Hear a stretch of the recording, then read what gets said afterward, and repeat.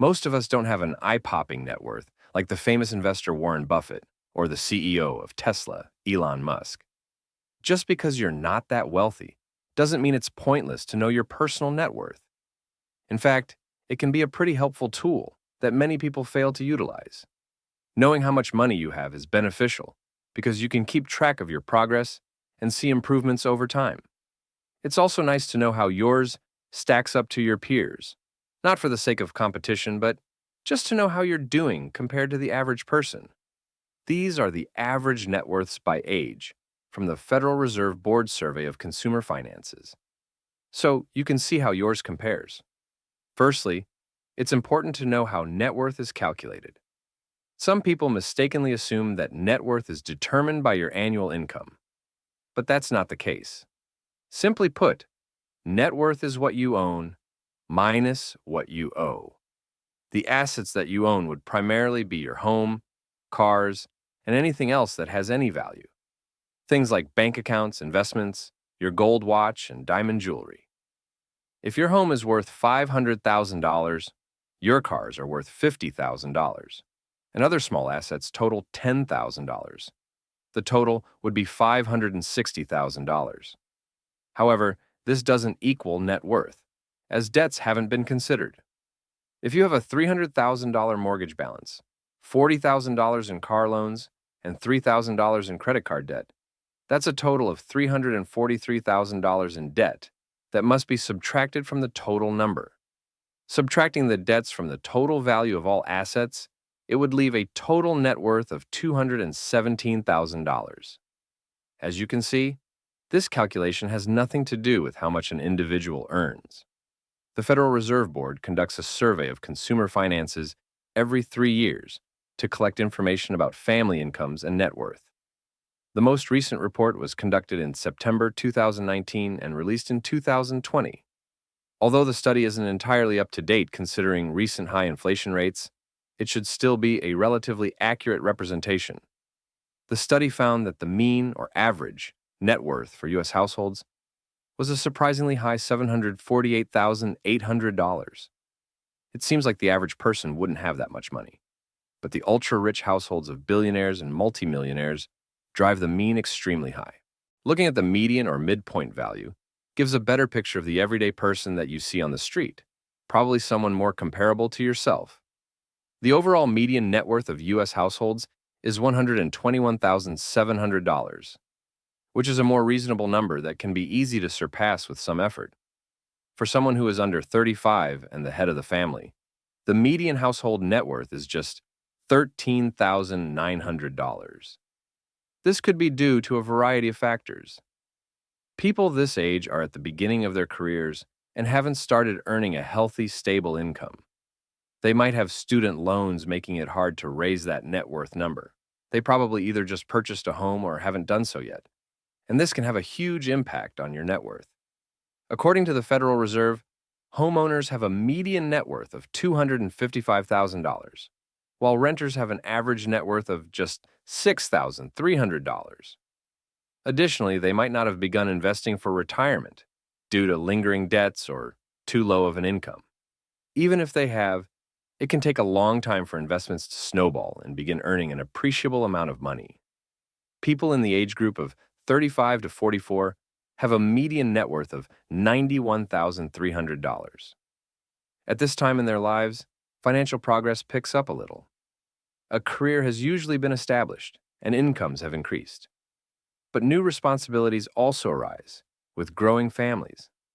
The purchase of a home has probably aided in this net worth growth, as they are paying their mortgage down and owning an appreciating asset instead of renting or living with family. Retirement accounts have hopefully been established and are being added to on a regular basis, but many people haven't begun to think about retirement yet, if they do so at all. The 45 to 54 age group sees steady growth to $168,600.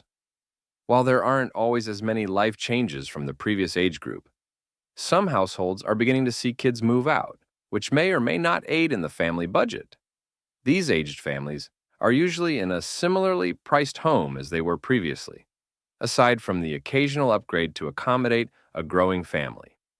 Still, Many fail to begin planning for their future due to a lack of understanding of investments or due to the failure to realize the need to invest. Debts sometimes become larger, and more luxuries are common because people feel that they deserve it because they work hard. Those aged 55 to 64 see a small jump to $212,500. Adding to the circumstances of the previous age group, the housing situation probably hasn't changed much. Perhaps some families decide to downsize their home as their kids move out and less space is needed. Income usually plateaus at this point and begins decreasing due to fewer hours worked and less productivity. The fortunate ones see an improving situation due to growing investments, mortgages that are being paid down, and the ability to pay cash for other items instead of financing. Households aged 65 to 74 have a net worth of $266,000, up slightly from the younger bracket. With traditional retirement beginning around age 65, net worth is no longer going to grow like it did before. Some people are drawing on their investments, if they have them, and working less, if at all. Healthcare needs are on the rise and can make a big impact on the finances of those who are unhealthy with minimal healthcare coverage. Since these families aren't very old, a decreasing net worth at this point could endanger their retirement. Lastly, the 75 and older age group sees a decrease in median net worth to $254,800.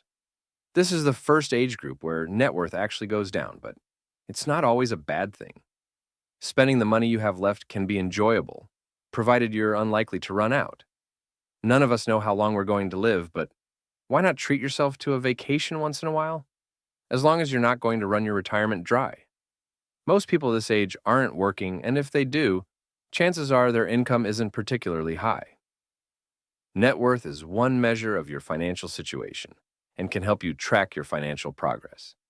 It can be useful to keep track of your net worth, but doesn't really tell you when you'll be financially independent. Someone could have a net worth of $10 million, but still need to work in order to pay their bills. For example, they could have an $8 million house and $2 million worth of exotic cars and no income-producing assets. On the other hand, someone could have a net worth of $200,000 but be retired. A better way to measure your financial health would be to know your annual passive income and your annual expenses. Growing your investments so that they provide more income is more important than obsessing over the entire value of your household. There are a few important ways to increase your net worth, which can ultimately help you become financially independent if you're not already. Paying down student loans, credit cards, and other debts that reduce your net worth should be a priority. This means you won't have to pay interest to lenders, and your income will be freed up for other things. Secondly, invest money into appreciating assets like real estate, businesses, or stocks, and other investments that provide compounded returns.